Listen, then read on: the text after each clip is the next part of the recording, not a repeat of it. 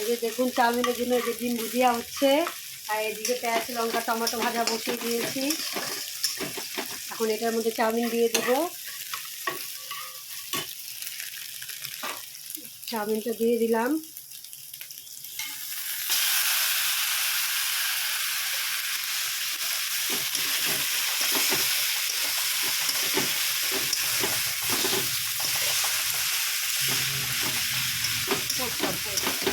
হয়ে গিয়েছে, গ্যাস বন্ধ করে দিলাম।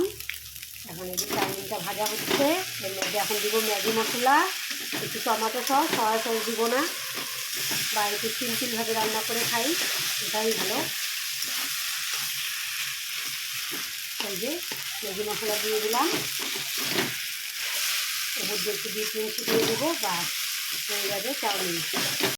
লবণ দিয়ে দিই, আগে সিদ্ধর সময় দিয়েছি, আর একটু দিই।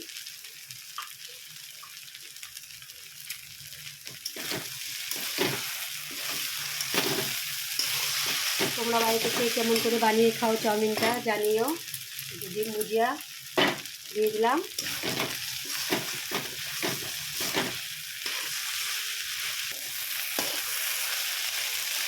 এই যে ফাইনালি আমার ম্যাগি চাউমিন হয়ে গিয়েছে। 1 প্যাকেট ম্যাগিও মিশিয়ে দিয়েছিলাম এর মধ্যে। কেমন হয়েছে দেখুন তো।